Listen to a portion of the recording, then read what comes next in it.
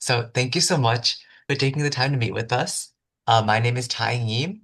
I'm a junior student at Naperville Central High School, and I'm also the founder of En Español, a nonprofit multicultural organization dedicated to empowering career pathways for Hispanic and other minority communities. And then I'll let my brother introduce himself as well. Hello, I'm Tian Yim. I'm also a junior at Naperville Central, and I'm the other founder of En Español, and I focus on the literature side of our organization, which empowers minority authors and youth to write their own books and share their voice in our community. Yeah. So why don't you tell us a little bit about yourself, your background in research, in nonprofit work, and all that sort of stuff? Okay. So my name is Melissa Sanchez Herrera. I am originally from Colombia, and I'm currently based in Colombia too. I am a biologist, um, and after I did my biology major, I decided to do a lot of more research, and I went to graduate school. So I did my master's, and I decided to do it in Colombia because I thought that I maybe in the bachelor's, I had some experience about classes, but not necessarily about research. So I decided that maybe it was a good idea to stay a little bit more time here. And then for my PhD, I make the decision to go all the way to the United States to do my PhD at Rutgers University. And I did. And I have been working on dragonflies. So I am an entomologist too. Hmm. My main favorite bug that I have been working on are dragonflies and damselflies, particularly here in the neotropical region. So Colombia, Ecuador, Peru, Guyana, Brazil. That's kind of, despite I was moving to the US to learn different techniques, different new things, I always wanted my research to be based in the neotropics because I'm very interested in why we are so diverse and understanding these biodiversity patterns. So that's what I did. And since then, I have been, working in dragonflies and in biodiversity and evolutionary biology and systematics and taxonomy.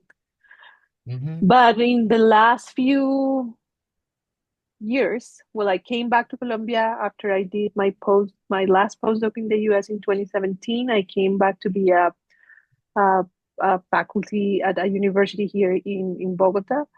And then I moved back to the US for another research position, and then I'm back.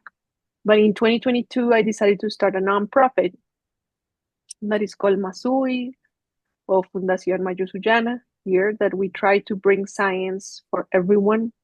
And we are focusing in also advocating for insects here in Colombia. So Hmm. we have several projects where we um, mainly bring a lot of the outreach and research of insects to the people. So we run a festival, and we also have a different workshop that we have been running with different types of students, some of them in graduate school, some of them, high schoolers, depending on that, or kids as well.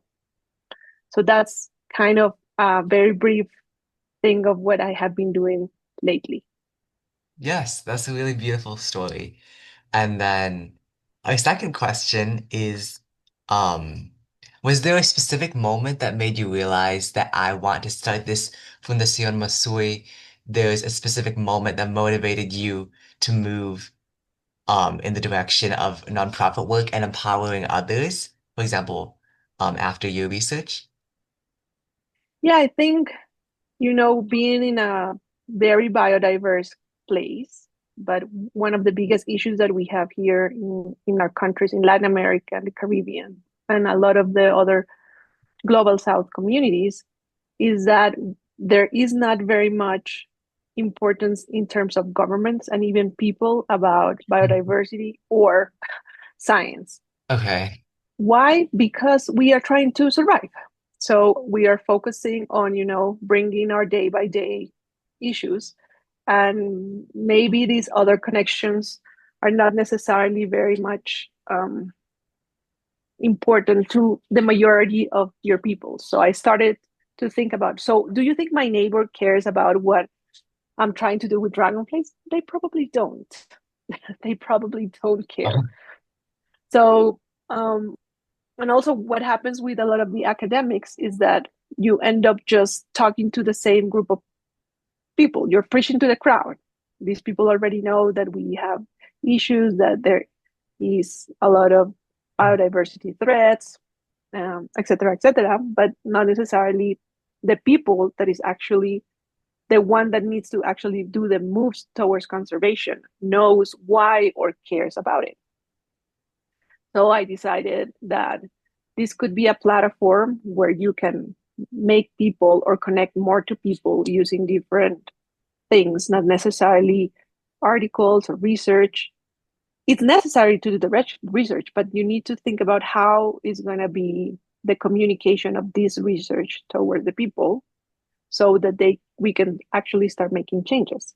So I think that's what really brought the attention to me. So I start to stop talking a lot to my biology students, but start to looking into other majors, into other people, and into, the people that I live around with. I think that's important. And could you please share with us a little more about your Fundación Masui, about specifically about its projects? Like I know it has a project called Festival Artrópodo. Can you tell me a Artrópodo. little about that? Yeah. So El Festival Artrópodo, it's a platform where we do, it's like a 3 day, mostly 2 days, but we starting to do like one night, one evening. Oh, right. So we start to thinking about how we can bring information to people in a way that is easily to connect to them, and that brings curiosity of a lot of people that not necessarily like bugs, maybe something different, and that could be, just because it is some sort of cool date that was Halloween. Yeah. So we are using around Halloween weekend. So sometimes it could be during the weekend, sometimes a little bit later or a little bit before. But we have one, we started doing a lot of movies. So we watch movies and we had experts that explain a lot of the things about the movie. So we start with scary movies because we're in Halloween. So we start using Right. scary movies that had some sort of insect, old movies, things that were showing science fiction and bugs doing weird stuff. So we were using also a lot of our local experts here in Colombia to clarify a lot of these different things that bugs were doing, or are they really that big, or are they really this poisonous, or are the actual insects using in the movies dangerous or not, or just clarifying a lot of these different things. And that's a way to start a conversation that was cool. So we did that, but we wanted to have a festival vibe. So we have also like food, popcorn, and within the popcorns we were able to put some ants that are edible ants. Here in Colombia we have an Oh, edible ant called hormigas culonas.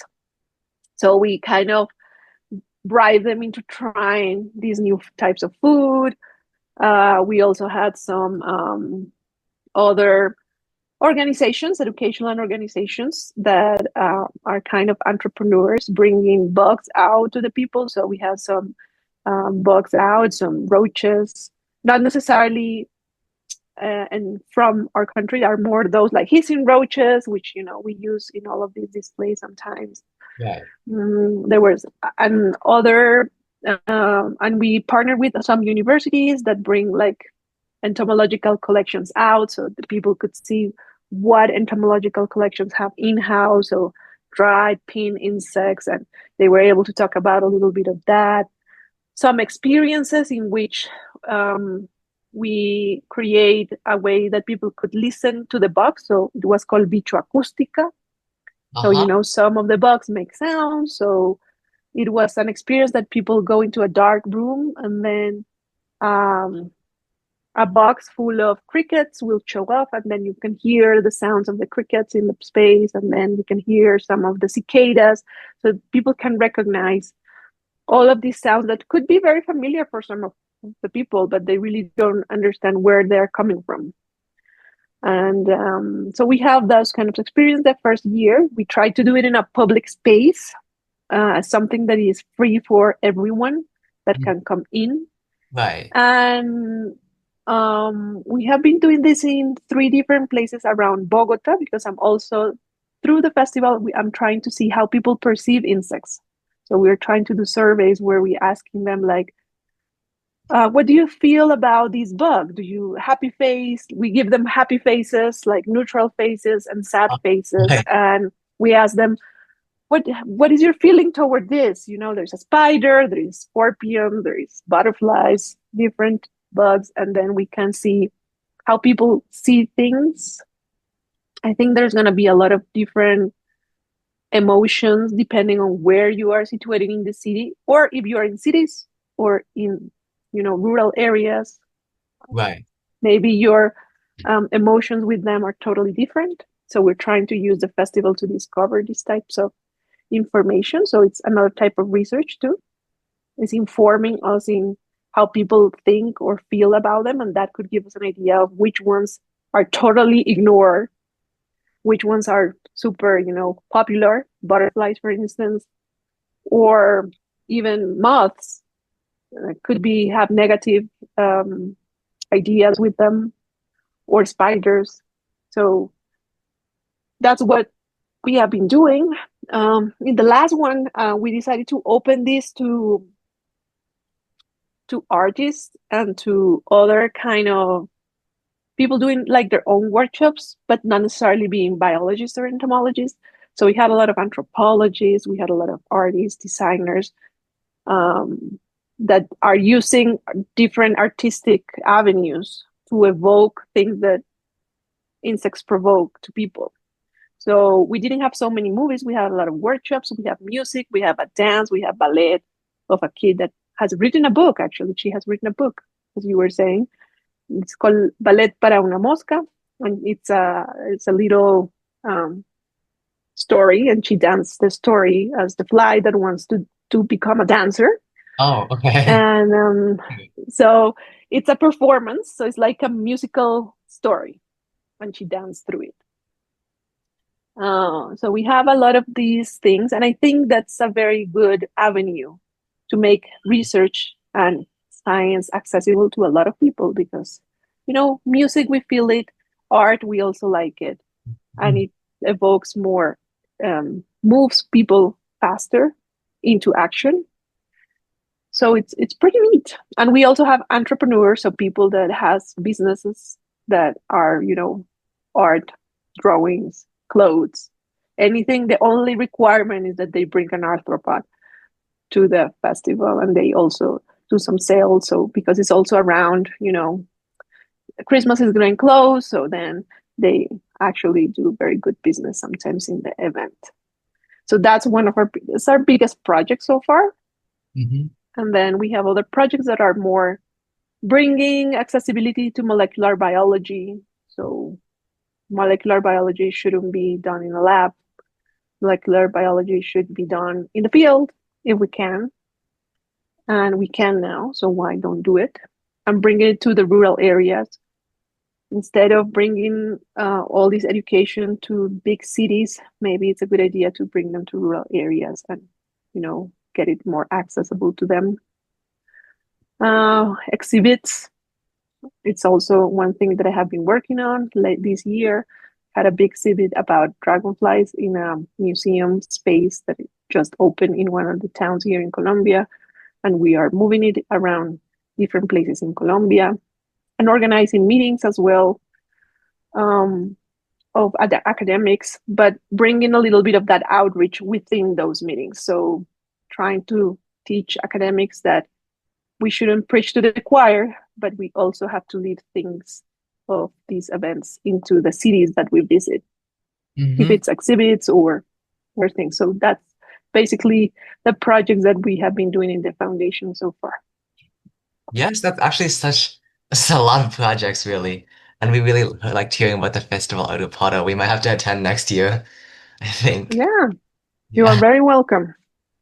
And then, so our next question is, we know that you've been involved with Fundación Masui, other organizations more related to your research, and we just wanted to ask for a lot of our bilingual youth leaders who want to make a difference in their community.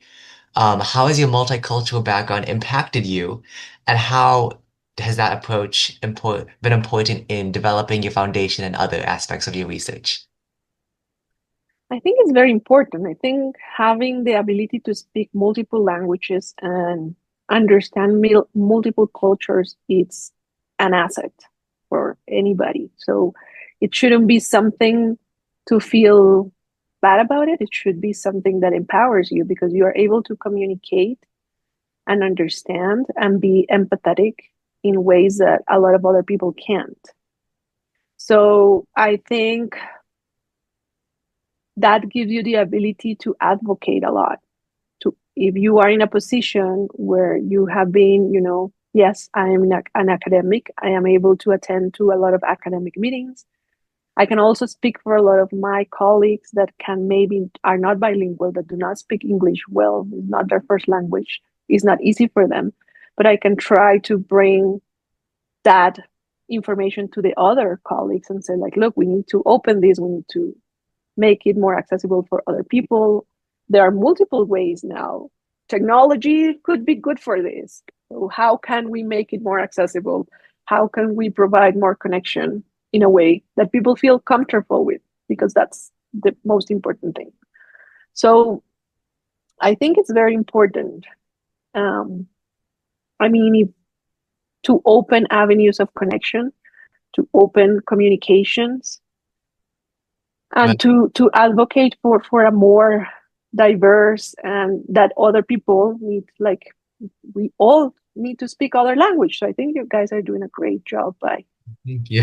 taking Spanish and taking that big, because Spanish is a very important language nowadays, but we should be able to speak Mandarin. There's a lot of still barriers in terms of language, and it's not just for the people like us in Latin America who needs to speak English. It's also from the people in the global north who start speaking more Spanish so they can communicate with other communities.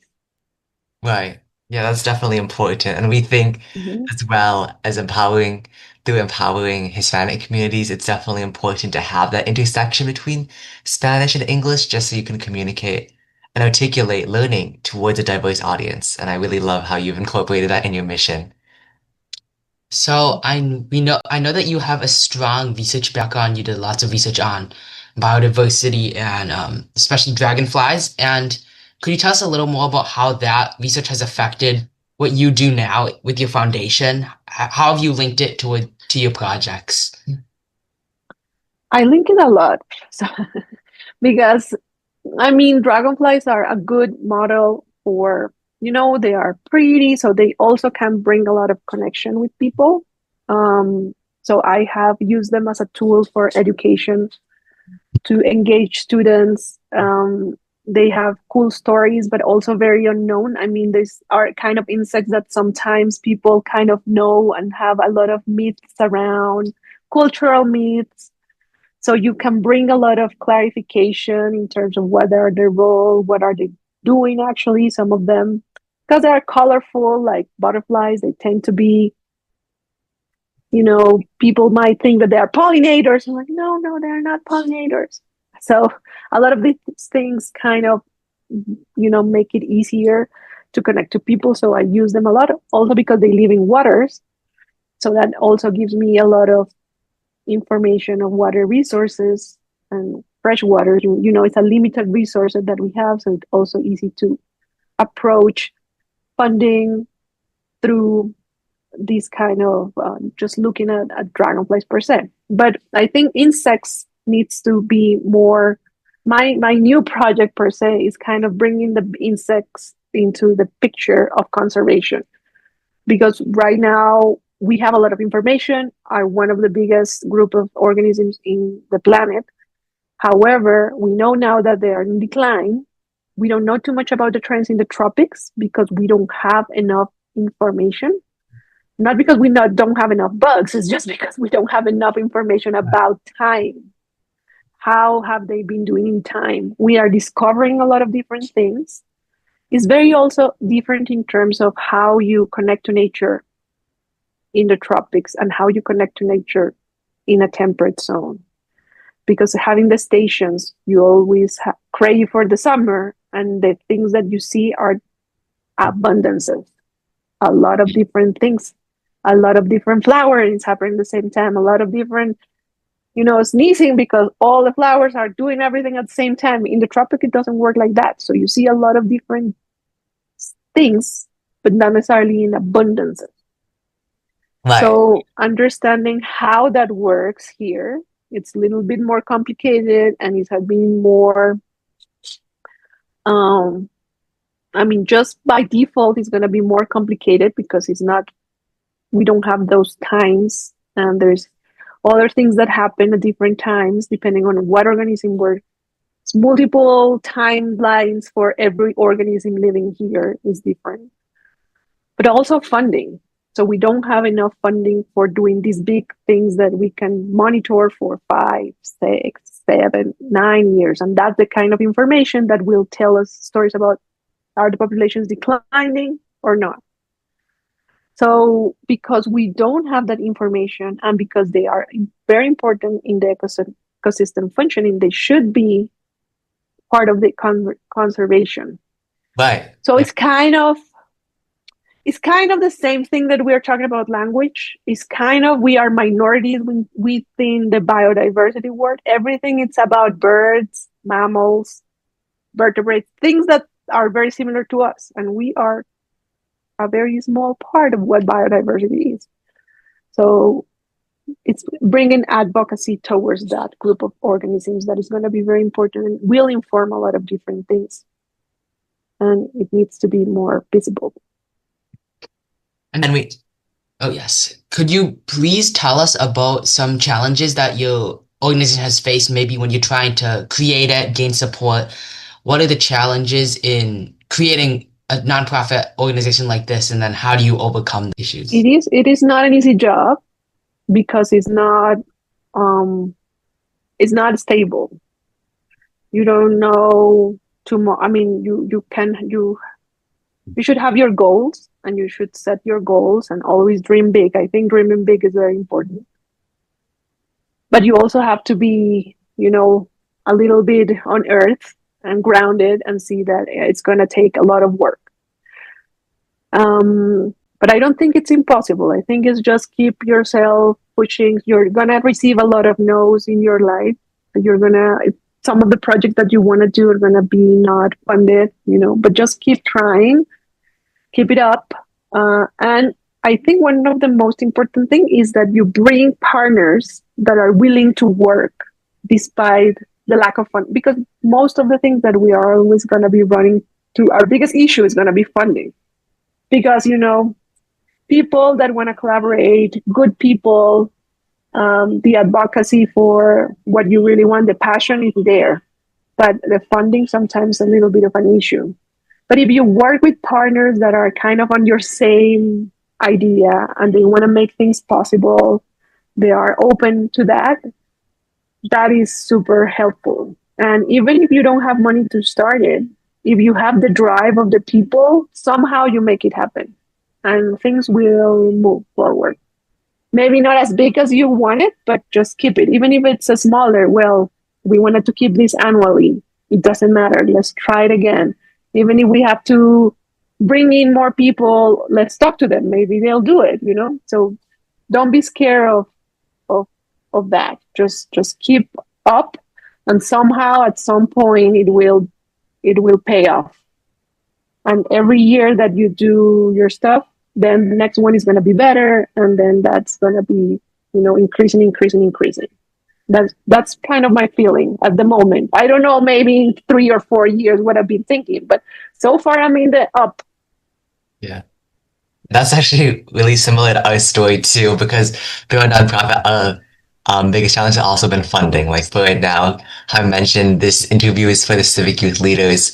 We want to empower leaders to take on initiatives like the ones that you've created, nonprofits to make a true difference in the community because we just really think it's important to not only teach learners about the community, but also encourage learners to give back to their community and keep facilitating opportunities for future generations. So, and funding has been a big issue for us too, Yeah. I have Yeah, to say. funding is going to be a big challenge, but just keep looking to the alternatives and do things that are small. I think having local things could be equally powerful than thinking very big. So if it's something that could, you know, we can do here and maybe doesn't require an enormous amount of funding, but you can still do it, do it. Yeah. You know, why not? Ooh. And then if you have just, I know you've already talked about this a little bit when you're talking about what challenges you faced, but do you have any specific strategies or tips or pieces of advice to share for minority youth who also want to create a meaningful initiative to give back to their community? I think tips communicate the communication, you know, be open, reach out, um, listen to the community too. I think listening to what the community likes, or at least try to figure it out a way that you can survey that. Like maybe what maybe would be something that they will be interested in, and then you can kind of strategize a little bit of like how to get close to that. That make maybe gives you a little bit of a segue of what could be a good um, option.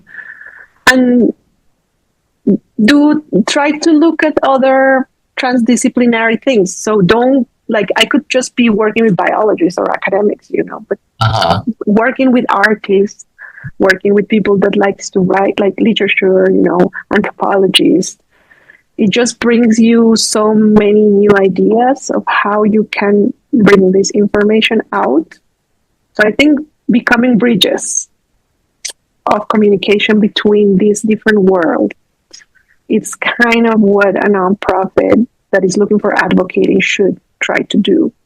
Mm-hmm. Um, so music, anything, you know, if there's something that is musical and opening and giving the opportunity, like that's one of the things that social media that allow us to do in a positive way is try to advocate for bringing these new avenues and connecting and, you know, outreaching for like, do you want to do a song for that? I mean, you cannot imagine how much of these things just putting it out there, there's a lot of people that actually have thought like give up and, okay, I'm going to try, and then because they're going to try, they're going to learn, they're Right. going to try to get into something, and then that is what you want.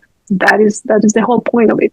So I think just yeah, trying small, bringing community together, give them something actually to do, I think it's good. So at the end of the day, if you're going to do a workshop, you get out something. So it's a painting, it's a stitching, it's doing a collage, or it's something, you know, that gives them a lot of connection. Yeah.